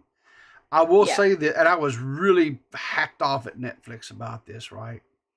Mm-hmm. But then they came in and said, "Hey, look, we understand." I think I don't know if it was necessarily a PR stunt or not necessarily a PR stunt, but kind of to smooth the waters, whatever. They came and said, "Listen, we'll let you add a writer account or whatever you want to, and it wasn't the price of a full one." So I was able to. So basically, I was able to add my mom in there for just a few bucks more a month. And allows her to keep Netflix, allows her to continue to watch her movies and her things that she likes to watch, whatever. And I was like, okay. I wasn't happy. I understand something. I wasn't happy, but I also understand that what I was doing was against terms of service. I get that, right? I 100% get that, right? And so I was not. So I was like, okay, this is like these other like, okay, we're going to do this, and we understand that this is going to give you guys, a lot of you guys, the red ass. But here's a little salve to kind of soothe it and make it somewhat more palatable. And I was like, all right, fine, I can do that, whatever, right? And I think that if these guys had a better business mind, they could look at some of these other companies that have done along the same lines, right? And I think what they could have done is said, "Listen, here's what we're going to do. Um, they could still continue to do things through Patreon. They could have done things through YouTube, whatever, the channel memberships, things like that. They could have, quote, lessen their dependency, which is what they were saying, on these brand deals or sponsorships or whatever.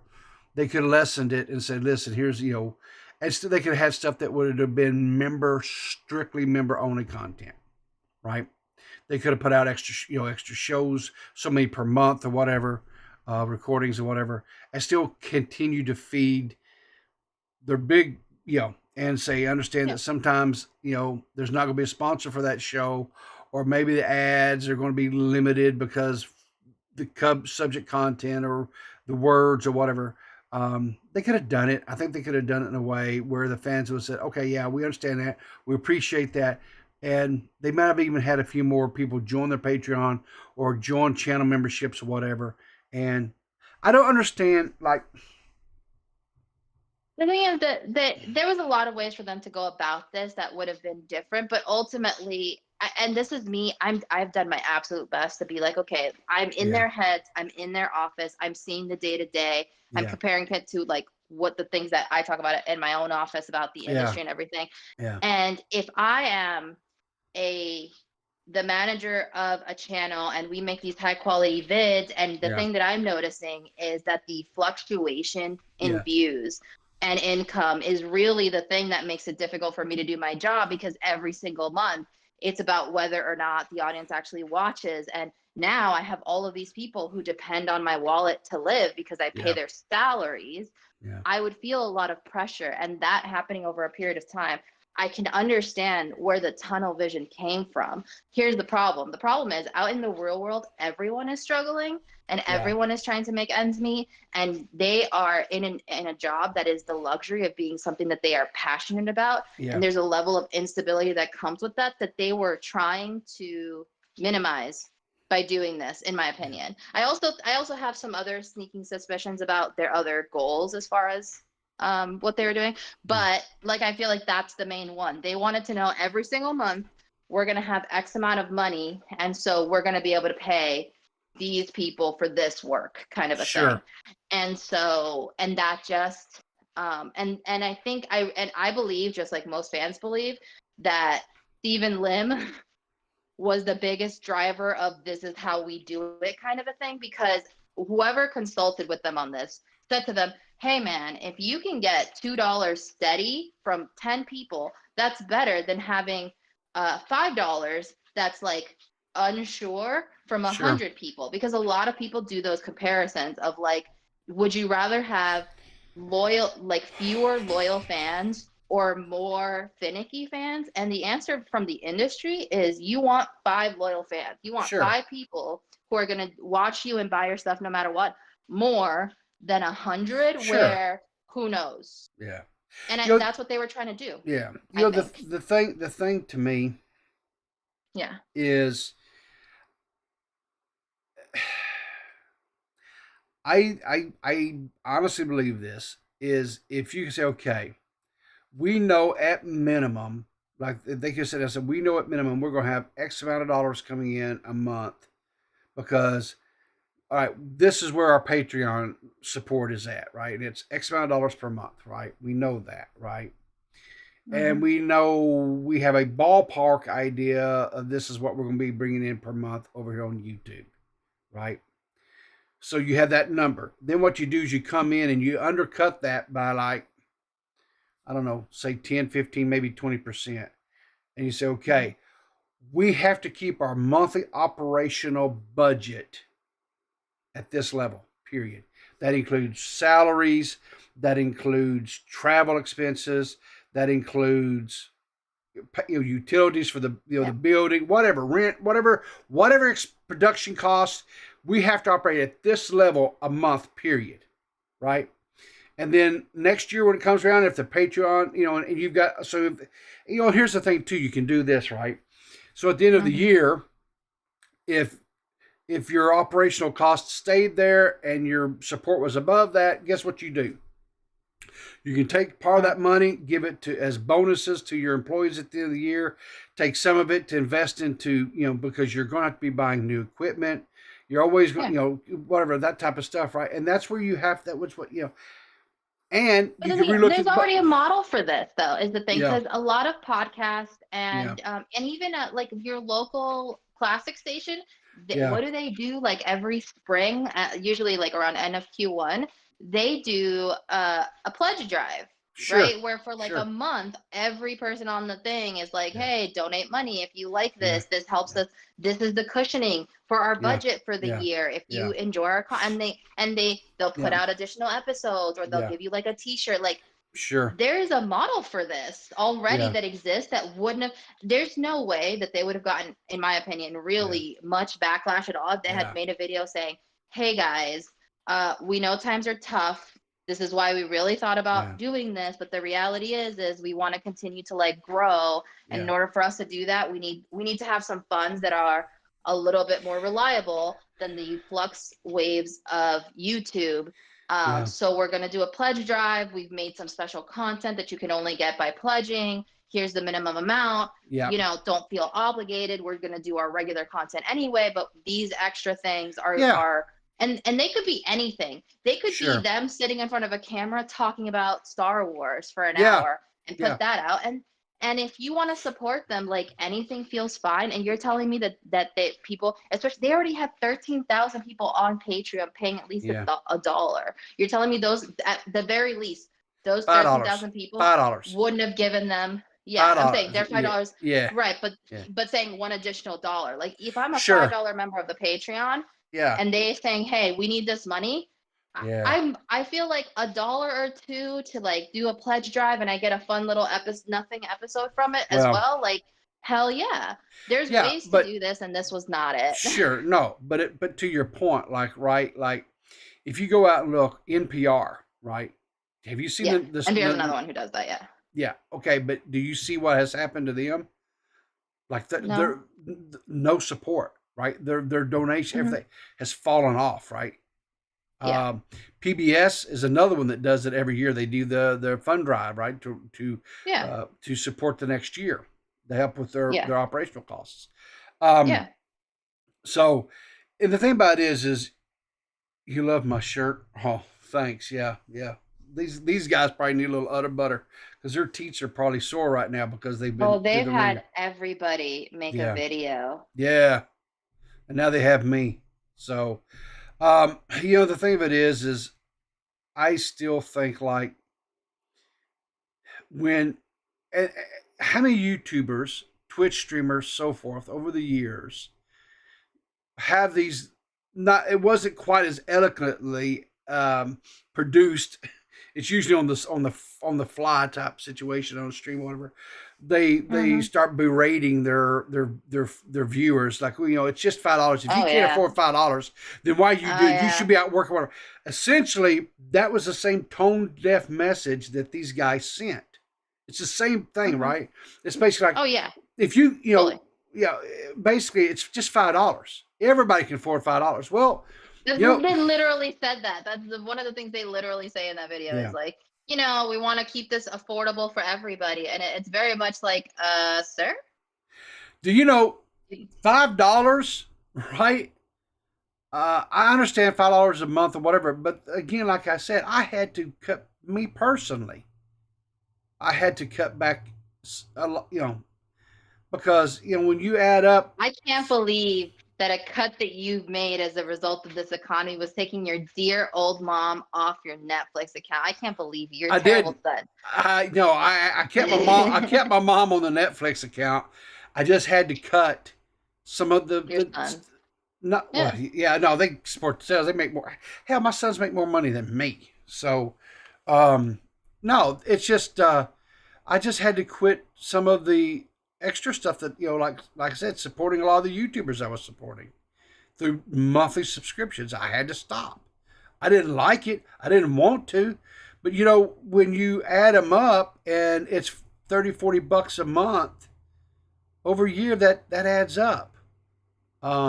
and I just had to stop. I was like, I can't in good conscience do it anymore, right? So, I'm hoping that things kind of turn around where, gas and groceries and just cost of living, uh, every day, um, you know, Yeah. No, is everyone's having a rough time, and yeah, like YouTube, like I still pay for YouTube Premium. I don't yeah, pay for anything else. That's the only thing I pay for. And every month I look at it and go, can I still justify having this yeah, thing just because I don't want to watch ads, because I would still have access to the content. I sure. just don't want to sit through 10 million ads, and really it's like 4 ads per video now or some shit. Like it's Oh, crazy. and here's the thing. I had YouTube Premium. I quit it, and I knew Yeah, that was another way that that's the was. one I can't do it. Yeah, and that was another Too way that necessary. was supporting a lot of these guys that I was watching was because, you get revenue if you are partnered with YouTube, right? Hmm. You get a percent. That guys, if somebody has YouTube Premium and they're watching your content, Yeah. it listed out separate. It says, okay, hey, this is how much you're getting from YouTube Premium, right? Membership, Yeah. people. And I'm like, yeah. And so, even on my little channel, I see that, on the analytics, and I'm like, hey, thank you for being a YouTube Premium subscriber. Um, Yeah, that is the other thing I do yeah, like about that, is that since I don't generally give to individual people, the fact that I'm yeah, on YouTube Red means anybody who I watch yeah. theoretically is getting a Sure, little bit, you're and sure. then that's great. Yeah. I mean, that's something at least. It's not nothing. I hope that, like I said, I hope things turn around eventually to where I can open up my pocketbook a little bit more, because I want to be able to go back and support these creators, because I understand that, that money is beneficial to them and it helps them as well. Mhm. But, unfortunately, um, I've got to, Now I've things got, are rough, yeah, and yeah, anybody who's like paying, like if you just like listen to headlines, we're yeah, apparently heading into yet another recession and maybe going to war. So yeah, yeah, yeah, it's bad times all around. And the last yeah, place I would want to be in, granted I'm not, I'm pretty risk averse in a lot of cases, is trying to bet my life on yeah, something that is not a requirement for yeah, anyone, yeah, like a YouTube channel. Like I want to yeah. do YouTube and have things, but I am not looking to make it a career. Oh, Partially yeah, because I like my career, but also because it's such a it's riskier than it's ever been. yeah, And there's an opportunity to make money. There's also an opportunity to lose a lot of money. sure, Um, and it's not. I don't know the thing that they're trying to do in the current climate. yeah. Um, yeah, it's a rough run. And I I just, think the apology, we haven't talked about it at all really, yeah, but it is, I think it's a good apology. As like if we were yeah. ranking apology videos, it's a good apology, but it's true what they say, like you can't really put the genie back in the Nope, bottle, nope. And the thing because of it's it I'm is, hurt now. I'm injured. yeah, I'm mad. sure. I don't Uh, believe you anymore. well, okay, but there's an old expression that says time heals all wounds, right? And what it Do does they is it, have that time though? They could die in that time. well, okay, They could, because yeah, some of y'all hold on for things forever. I get that, but yeah, what I will say is it doesn't heal the wounds, but the wound will always be there, especially depending if it was like a really deep betrayal, right? And from like yeah. listening to you, I think a lot of fans really felt deeply betrayed. Yeah, So I was here's hurt. the I was and yeah, am hurt by it. yeah. Truly. So here's the thing. So time will go by, and the pain won't be as much. It won't be as to the forefront. But until the day that you probably leave this earth, you're always going to look at these guys, or until they no longer have a channel, whatever. You're always going to look at these guys side-eyed, and you're like, okay, yeah, Yes. I Mm-hmm. remember, yeah. And so Always. Yeah. I understand exactly. When you misstep, when a person who's a creator missteps, Mm-hmm. and you let your viewership down, right? Mm-hmm. And they feel betrayed. Even And that's something that that even I'm dealing with, struggling with now, because I know that not to say poor, because I'm not. I'm just saying I acknowledge that people were let down by the way that I handled things, and I did not handle Mhm. things appropriately. Mhm. I have openly admitted this multiple times. Mhm. Uh, One thing that I can always tell you is just because somebody has lived on this earth for 55 years or even longer does not mean that they have all the answers. They don't. What it means is Yeah. they've just lived, they've experienced some things, and they have some wisdom about things that they've occurred in their life. Say, okay, hey, this is what I've been through this. Here's some advice on possibly how to avoid some landmines. Okay. Mhm. Doesn't mean that that person doesn't still continue to step on landmines. I stepped on a landmine. I got blew up. I'm trying to put Mhm. myself back together. Um, Mm. but I understand, like I say, that um, that I had fans and stuff that were very disappointed. I get that. I accept that. I screwed up. I dropped the ball. Um, and the thing about it is I cannot promise the fans out there, because watching this whole thing and listening to you, and Mhm. it was not lost on me, the irony of me talking about how these guys screwed up. It wasn't. I mean, I don't want you guys to think You I'm know, it's tone interesting. deaf. I hadn't even thought about it at all. Yeah, To what you're saying, yeah, I imagine that yeah, there is a lot of that because even shockingly, guys, I yeah, also didn't know everything that was happening. I don't pay attention. yeah, Like I am. I know that we make this joke all the time, yeah, but I'm the Mitch of this situation. yeah, I came yeah, into this. yeah, I showed up on Tuesday like, hey guys, what's going on? yeah, And things were yeah, wild. You know what I mean? yeah, So I definitely felt that, but also, not for nothing, but I was a fan of sure, yours of DMAX and yeah, was an am before anybody clips me, was an yeah, am and everybody yeah, and Jessica and Maggot and Seth as well. yeah, So and that's why I wanted to join this first show in the first place and all that yeah, kind of stuff. So yeah, no, for sure that when things happen, there's this feeling of like I just didn't expect that, and I'm yeah, hurt because yeah. it shines a light on the fact that you don't have the relationship with people that You you think you think do? you do. Yeah, yeah. Yeah. I And get the that. audience creator relationship, like what Yeah, is hurting them here was that they somehow forgot yeah, that while it is a parasocial relationship, it is that sort of one way as we talk about these things. yeah, um it isn't when you're to the other person. Like there's been so many times where any creators, them in particular, but also you and lots of other people, even in small commentary, that when I've been lonely, I can put on their video or go to a live stream and feel like comforted by that. And that's how yeah, these emotional attachments to people grow. That's why people think they have more yeah, of a relationship with you than they do. That's why they support you also, by the yeah, way, because they're your buddy and they want to support yeah, you. And so it is a thing where, yeah, that is how I see it for them, because obviously I have a further relationship with you, but for them it is this thing where like the apology was good enough where I feel like I can continue to watch the content and well, allow them that's the good. time to show me that they Yeah, can do better. yeah, But absolutely that's how I feel, because it just feels very much like, okay, it seems like they've crossed over into a level of success yeah, where they no longer really care what I think, because if they mm, cared what I think, how I felt like about my life, if they had any idea how those of us out here who are not having 3 dress weddings feel about watching people who are not only having 3 dress weddings, they're having 3 dress weddings while their main job is the privilege, the luxury of making YouTube videos for a living. Like I don't know how it is that creators constantly forget that what they do is a privilege of the yeah, audience. yeah. Like Uh, that's it. yeah, That's why you're here. yeah, Hello. yeah. Exactly. Um so I like why would you do something to upset you're like it's like hammering at the foundation of your house. Like why would you do that?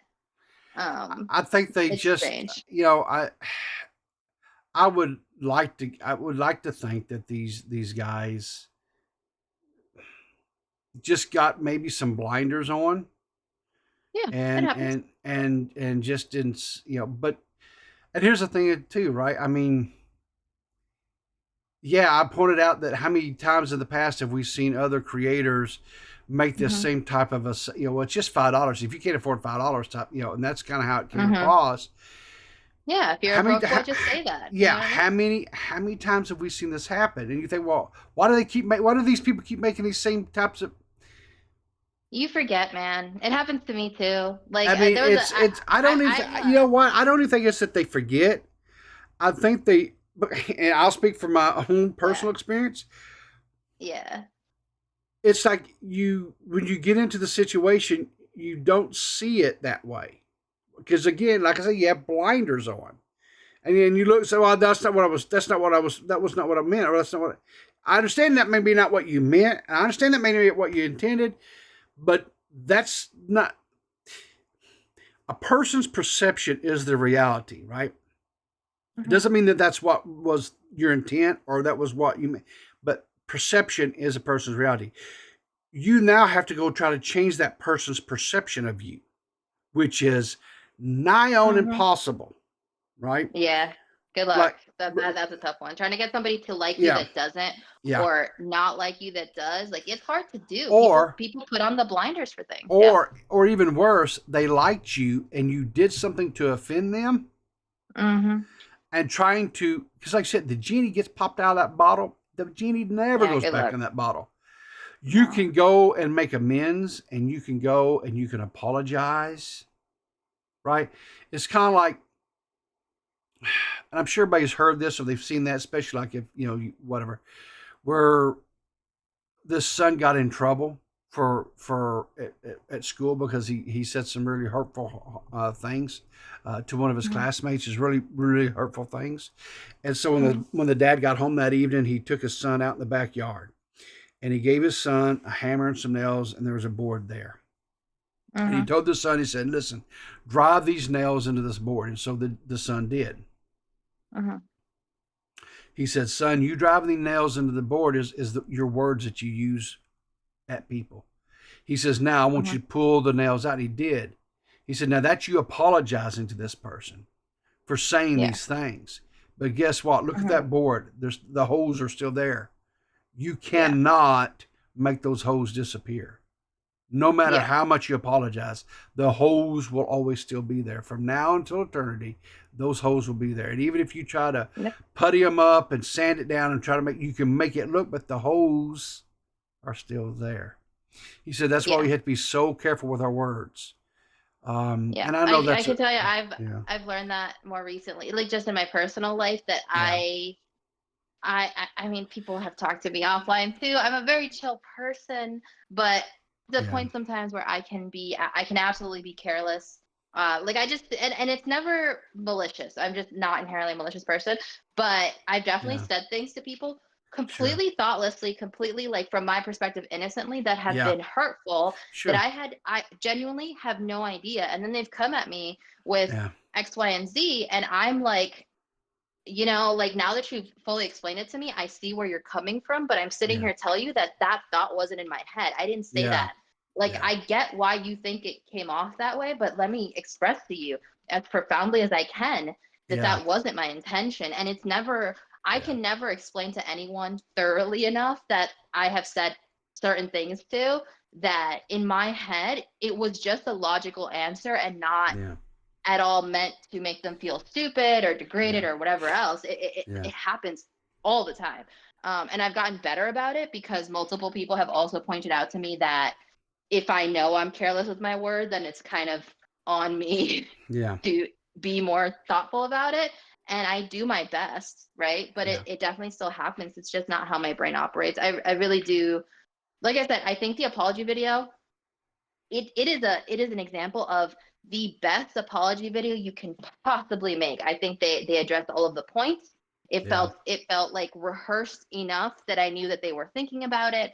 It seemed sincere enough that I believe the apology, at least from two of the three of them. It is yeah, the two that you think it would be, and this is also universally agreed upon that Ryan and Shane appear really sorry. Steven seems pissed. And like, Now, I which get one why is he's okay? pissed. So, hang on, question. Steven, the same one, the worth it guy. Oh, okay. Yeah. All right, all right. Yeah. So, The criticism is that the other two seem like genuinely hurt yeah, and apologetic, yeah, and Steven seems angry. And yeah, here's the thing: if you guys remember the Try Guys video, the one that they put out after the Ned Fulmer situation, where it was Keith, Zach, and Eugene on the couch, it was very similar to that. yeah, Keith was understanding, Zach was visibly upset, and Eugene was angry, yeah, right? And this, I think, really shows you like how different people respond to situations. So I yeah, really feel like Shane and Ryan, yeah, from appearances, I'm making a judgment call.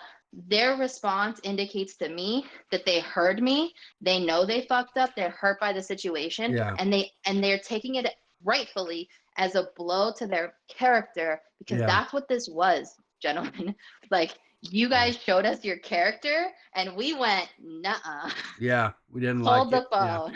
Well, I say Do we. not want The fans didn't like it. the I can't fans include myself in that. collectively. Yeah, yeah, No, the yeah, fans collectively yeah, said said I am so sorry, but we have an expectation, and this was yeah. not it. This was not it. Steven's perspective, because Steven has always Steven is also the CFO, I believe. So Yeah, he's been the one, and this is another reason why people blame him more yeah, than the other two.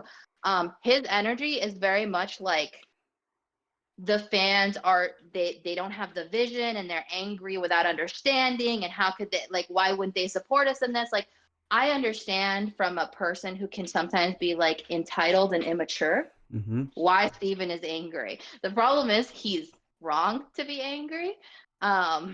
However, I will also say that he is getting a lot of hate on the internet, a lot more hate than Yeah, the other two, and a lot more hate still, because a lot of people are taking the same position I am of like, I really forgive Ryan and Shane.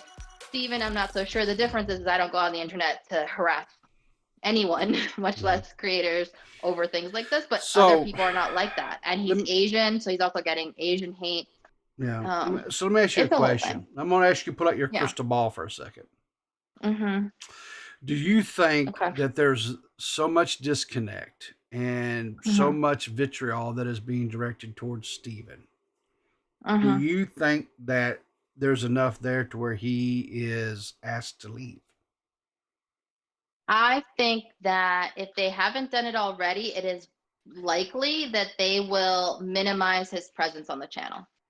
And that's what I would do too, Yeah. by the way. Because, at the beginning, I said I always felt like, to me, it seemed like a little bit of a disconnect because the other two were doing the whole ghost hunting Yeah. and like stuff. And then you bring this guy in who's about decadence, right? That's his whole show, his whole thing, everything was about decadence, right? Yeah. It was like, here's what the common people eat. It's a $2 burrito.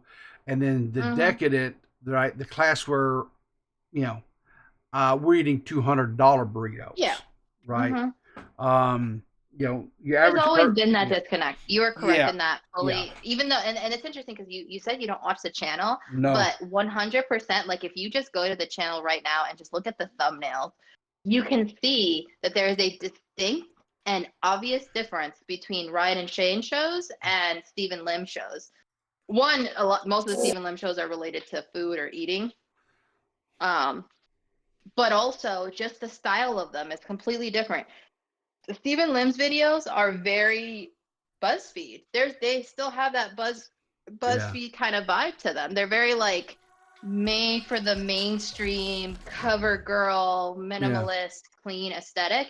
And Ryan and Shane have a more like retro, goofy, quirky, Stranger Things kind of vibe. Those are very different. I'm not saying they can't live on the same channel harmoniously. I'm saying, how much crossover audience could you possibly have other than people who also watched both of you guys on BuzzFeed? So yeah, now you've minimized that the core audience of watcher, yeah, according to this like decision, right, is people who enjoy classist videos like Worth It, where they're comparing things that most people will never be able to afford, right? Yeah. or ghost hunting shows. Like, I don't know how many people regularly enjoy both of those kind of content. I have friends who I think are both kind of people. Like, I have friends who are all about labels and fashion and money and all that kind of stuff. And I have friends who will not pay for the non-store brand of anything. Like, I have both sides, and I'm not watching the same shows with both of these people. It's not Yeah. happening. Yeah. The Sasquatch hunter doesn't want to watch you eat a $1,000 burrito. Yeah. Yeah. That doesn't satisfy the Sasquatch watcher's soul Yeah. in any way. So Yeah, it's that's a what I was saying. It was like it seemed like to me yeah. like there was a lot of disconnect. So, I think um, they'll let him make content. I don't think he should be on camera anymore for his own safety. And I get that he's like a host, but he needs to go to television. He's a TV host. He's yeah, clean. He's not good at connecting with the people. Let him be on television. Let him handle the more mainstream media side of things and keep Watcher and bring in someone else. Bring in yeah, somebody more likable and down to earth, because it's hurting the channel, but also, like, when I say he's been harassed, like, I'm not gonna say deserves, because I don't think people deserve to be harassed on the internet for most things. But it's understandable. It makes yeah. sense. You can't expect people not to react that way. The other thing I was gonna point out is that the other revenue source that you might not know about is they went on tour last year. Oh, okay. For Yeah, that was yeah, mentioned for that they Ghost went on Files. tour. Yeah. Yeah, and I went. I think I might have shared photos from it. I went to the Ghost Files I remember you talking about live it. show. Yes. Yeah. Yeah, in New York City. And I don't know what I was expecting, because Yeah. obviously it being New York City, it was also more expensive. And actually, it turns out I was only able to get tickets because my friend was part of the Patreon and she got them through the pre-sale. Um, I went, that place was packed, Yeah. packed. Like, you can look it up. It's called the Town Hall in New York City. Hmm. It is a pretty decent sized stadium, and it was full to the brim. And not only was it full to the brim, it was Hmm. full to the brim of people who you could obviously tell, like, never leave their house. Like, it was Yeah. every neck beard gremlin, 400-pound, I wish I were kidding, and I know I'm making fun of, like, myself essentially, Yeah. but if you looked around the room, like, the amount of allergy medicine and nasal spray alone, you know Yeah. what I mean? Like, Yeah. there was like a couple of, like, average people, but Yeah. it was 90% all black wearing, like, Walmart shoppers in the middle of this place in New York Whoa, City in a way whoa, I've whoa. never Now, seen. let's not disparage Walmart shoppers now. Come on now. Listen, I'm talking about the Walmart shoppers who make the Instagram page. We know who I'm talking Oh, about. okay. The We're people of talking about Walmart, the people people of who wear Walmart. Yeah. knockoff Crocs, okay? If you're Yeah. not paying for, if you don't even have, because also Crocs go on sale. There is no reason for knockoff Crocs. You have no Hey, excuse whoa, for Gigi, knockoff Crocs. you're getting a little bougie there. You're getting a little bougie. Come on now. No, no, no, no, no, no. Crocs are love. Crocs are life. Yeah, okay. I will die on this hill. So Okay. just out of curiosity, Yeah. how much were the tickets for that show? Just ballpark. Ooh, Do you remember? I believe they were like $85. Yeah, and we 85? had a yeah, we didn't have like front row tickets, but we had no, but we were pretty decently good. We were on the first level, so we had Okay. like main access to the stage, and I could see that there was a big screen behind them, right, to make them bigger. I Yeah. could see them in person, Relatively yeah, well. and Yeah. like very well. And I have photos. I could probably share it somewhere. But they had a merch table there. I Yeah. paid like $50 for the signed poster, and I Mm. paid like 75 for the tour exclusive T-shirt. I would have gotten Mm. the hoodie, but they didn't have it in my size. The hoodie I think was like 110. Oh My my point, and they gosh. sold out of things at at this show, and they had I don't know how many shows before this one, and they had I don't know how many shows after this one, right? Yeah. So the tour, if they really wanted to bring in more money, they could do touring, right? They could do the tour. So they're Yeah. making, and I think other podcasts does this. Like, I used to listen to The Dollop. They Yeah. do the show live, so they sell tickets for the live show, and then they put up the live recording as an episode. So they make the podcast money also. Like, hello, there was other ways to do this, guys. But touring, I'm sure, is tiring, and they have families now, and yada yada. But the point is like, everyone knows, because there's so many YouTubers making money in various ways, that launching a subscription service that cuts off your audience from Yeah. all of the content they've already seen, by the way, was not the move. It was a strange thing to do. It was a Yeah. strange choice. And to your point, the biggest thing that is gonna, in my opinion, hurt them is the fact that they really, really underestimated how much losing the fan trust was going to affect them. And companies do this all the time. They say, yeah, some people won't like it, but how much could we possibly lose? Like, at most, I would imagine that they predicted, let's say 30%, right? Like, as a high number. That's not what happened. Like, they not only lost a lot of the support they had, they have a bunch of new hate watchers because of people like Moist Critical. But also, everyone's made a video on this. But yeah, Moist Critical probably did not help. I Yeah. couldn't imagine. Could you imagine having a situation that Moist Critical commented on? I was about to say I was KYS, but not that. But I would KYS myself on the internet. Like, Yeah, I would be done. yeah. I'm sitting here looking at their Social Blade, and of course, it's not, Yeah, but just on Social Blade, in the last 30 days, they've lost 70,000 subs. yeah. Yeah, and I'm sure that there's a bunch of people who had never heard about them, the first time they're hearing about Yeah, them yeah, is this. Not only that, but you know who else yeah. talked about it? CoffeeZilla. He made a Mm. video on Oh Voidzilla about man, it. yeah, Oh yeah. He made a video on Voidzilla about it, and yeah, he talked about how this affects their social blade and how yeah, your connection with the audience, and everyone's take is the same, is this yeah, was a bad move, guys. yeah, And so there's a lot of people who have, and he said that he used to watch them when they were on BuzzFeed, but that he had no idea that they had gone and started their own channel, which to me was like, how could you not? They announced yeah, it everywhere. It was so big. They even announced it on those shows as well. So how could yeah, you have missed it? But here is CoffeeZilla, who you yeah, know is on YouTube, telling you, yeah, I didn't even know that they had made another channel, and now I do. And it's because on that other channel, they're yeah, apparently being greedy fucks. yeah, Like, that's crazy. yeah. They did a level of damage that could could they have predicted this? You think? Again, like I'll say, is when you're in your head, it looks really good and stuff. He's like, oh no, my family, it just doesn't. It's kind of I like it's I think it's one of those deals where they say the forest for the trees. They couldn't see the forest for the trees, and it's just yeah, I would, and I told my friend this so many times, like, yeah, I would give my left foot to be a fly on the wall in the rooms of these discussions, like when they decided to pitch it. But more importantly, like, imagine you decide to do this, right? And yeah, you go into it knowing that some people might be a little upset about it, but like, you'll recover from the bump, right? And yeah, overall, that's your belief that it'll be a good yeah, thing. And then you put up the video, yeah, and the response is sets on fire. Like, it's yeah, on now. It's a fire trash can in the middle of the room. You're like, oh, okay, this is going, but it's just a fire in a trash can, and then it becomes a bigger fire, and you're like, okay, this is still manageable, yeah, and then it engulfs your entire building, and it's starting to yeah, spread to the town, like. And then Moist Critical is talking about it, who is a yeah, guy who barely comments on anything, and CoffeeZilla, like, everybody commented on this pretty much. yeah. So like, I Well, I what found is it. I that found it. experience I like? found it. I That's found it wild. kind of.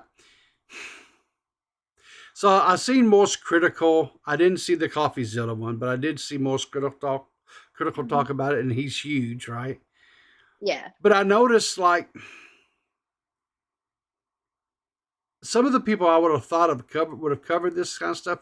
More I'll say medium sized channels and stuff. They didn't Hmm. cover it. They haven't talked about it, right? And this is right up their alley. And I was like, wow, It is, but can I say that I have yeah, noticed, as far as other creators and other channels, when it comes to this topic, yeah, that they have shied away from it, especially if they're medium tier, because you know what? Because Moist yeah, Critical is, yeah, let's say he had the opposite opinion somehow. Like, let's say he had wanted to come out and be like, hey guys, no, yeah, a streaming service actually does make sense. Here are the sure, numbers, so maybe you yeah, guys should chill out, which is yeah, the thing he's done kind of in other videos in the past. So this is not like an unreal scenario. Um, if he had done that, I don't know that, like, it wouldn't have hurt his channel to do that. Like, yeah, some people would have been like, hey, Moist Critical, this seems really unlike you. Why would you even come out to bother to, like, say this? Are you friends with these guys? Like, are you in their like, that Yeah. whole criticism, it's not going to affect somebody like Moist Critical. He's too Yeah. big already. Yeah. However, if you're a medium channel and you yourself are also in the process of making similar decisions, because something that YouTubers talk about, like, even in passing, is going from, like, somebody who does this as a hobby to somebody who does this full time, and Yeah. how uncomfortable that transition is. Like, when do you feel like you make enough money to be able to leave the steady source of income so that you can put more effort into the hobby? Yeah. What was the hobby? And yeah, if I'm a medium channel and I feel like there's a possibility that I might want to start a subscription service, because there are reasons to do it. Like, don't get me wrong, there are some edge cases where it might be a thing you want to do. That I might get criticized if years ago I put out a video criticizing Watcher for doing it. Like, the reality is that I've talked my ass off in this video. Like, cut to me 5 years from now being like, hey guys, I'm gonna launch the GG Heart subscription service and take all of my content over there. Like, and I might have a better reason to do it, but people are gonna point to this video and be like, she's changed, she's too big, she's out of touch. Like, look at her, look at her bougie ass. We heard it with the Crocs. She demanded only name brand Crocs, and we should have known it then. Yeah. What do you mean Walmart people? What do you mean Walmart people? I'm talking about the people on the Instagram with the Walmart people. Listen, I didn't even. Apparently, we're all mad at Starbucks and McDonald's because of something related to Israel Palestine. I have no idea. I ain't touching that third rail. I am not touching that third rail. God, that's a third rail. Here's the thing. I can't touch the third rail only because I don't know what everybody's mad about. I just saw some headline that was like, Billie Eilish wore, I think, a Free Palestine pin to the Met Gala, and here she is the next day at Starbucks. And I was like, what's the connection there? I still don't know. Because I'm putting my head in the sand. That's what I've decided. Every time I stick my head out, somebody tells me World War III is about to happen. And I'm just like, I'll see you guys in a week, and I'll, let me know when the bombs are dropping, just so that I can, I guess, be in the correct amount of fear and terror. But what else am I going to do about the rest of this? Well, which apparently is not how Watcher was feeling. No, exactly. No. They said, "What? Here, hold my beer." Yeah, pretty much. So I'm going to have to wrap it up. I do want to thank you for calling in. I've enjoyed this. I've missed our banter. Me too. Conversation. I do appreciate it. Good. I'm glad I got to have it out, and now my opinion can be on the internet. Yes. And used against me forever. Yes. Hooray. Make sure you guys, bookmark this and put it up there, because Gigi hates people who shop at Walmart and wear Crocs that are not Crocs. I did not say I hear people. I said that Walmart people are particular. You know who I'm talking about. Listen, if you would have been at this live show, you would have turned in New York City. You would have turned to me and said, "Listen, I feel right at home in Arkansas here." Gigi, I used to play Magic the Gathering competitively. I know exactly who you are talking about. Okay. You know what's wild? They even had like a nerd smell. If you've been to a convention, you know what I'm talking about with nerd smell. There was nerd smell there. I'm like, I've never smelled nerd smell in New York City ever. It was crazy. It was such a, and they did that. They managed to get nerds to come out in real life in New York City. I'll just say this. If you guys have never obtained an event that would be around that type of community, be it like a convention, a con of some kind, or a convention, or games, card tournament, card tournament, thing like that, Vicks Vapor Rub is your friend. Mm. There's a smell. I don't know what it is. Like, people can say like, oh, they just don't shower much, and I'm sure that's the case for some people. But it's a collective BO that's it's a thing. It's a real thing, and it was there, and I was so impressed. I was impressed by that. I'm like, look at all these people. Look at all these fellow watchers who came out, paid at least $80, and that's not counting. I don't know if you guys know this. There's no parking in New York City. You're Ubering in. Like, there was definitely people who like took out hotel rooms, made a whole thing out of it. Like, And they did that. They influenced however many people, and then they did this, and it's Yeah. like, dude, you fucked up. Trippy Savage, no, I do not do. I beat that addiction about 2 years ago, and I will not be going back to it. Thank you, Sarah. So no, um, but I have to get off here and get to work. Me too. So anyway, I do Yeah, want to. those of us who work for a living are Yeah. or we need to be beholden to our advertising Yeah, exactly. to pay G- our bills, Thank and we're you, gonna go do that. thank you, Gigi. And listen, before we get Yeah. out of here, Mm. tell the people where they can find you. They can find me on my own channel, on the GG Hearts channel. I'm just doing a gaming stream called BFS and Boss Fights with the lovely Squatchin. I love her. She's lovely and wonderful. Mm-hmm. And we're playing Saints Row 3 co-op, which is my favorite video game series franchise of all time. And it's obvious. I'm so excited to play. It's great. And Squatchin also loves it. So we just get to be Johnny Gat fangirls and hang out and chill. Wednesdays, I think we're doing 7:30 Eastern Standard Time, and I'll be doing other things, but that's Yeah. it for right now. Cool. And there's your channel. I linked it in the chat. Thank you, People sir. Can, people Yeah, can check thank you that for a great out. chat, and thanks to Yeah. all the people. Even those people who wear the knockoff Crocs, right? So Everyone needs love. everybody needs a little love. Exactly. Everybody's got to start somewhere. But Yeah. if I see somebody knock off Crocs, I am gifting them the real thing because they have to know. They have to know. They have to know. They have to know. Yeah. All right. Well, I'm going to wrap it up. Thanks again for calling in. I Yeah. appreciate it. You have a wonderful day. Thanks Okay. for having me. You Hey, too. no problem. Thanks for having me. Bye. Bye. Yeah. And there you go. One of my favorites, Gigi. So anyway, thanks for tuning in. I had a whole bunch more to go over this morning, but we just In the arms.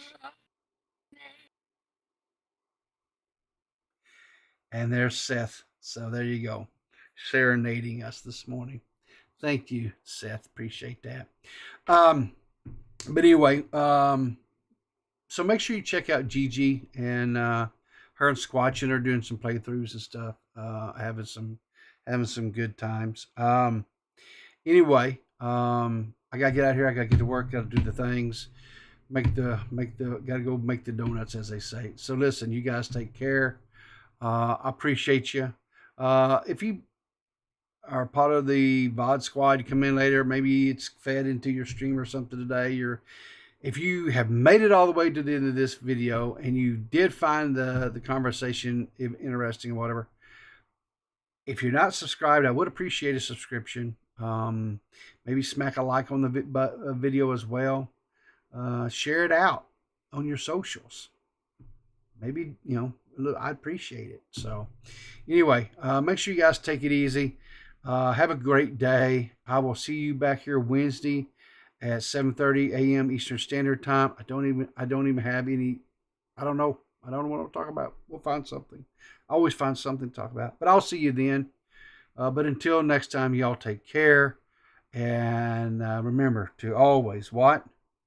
That's right. Keep your powder dry and look for me in the funny papers.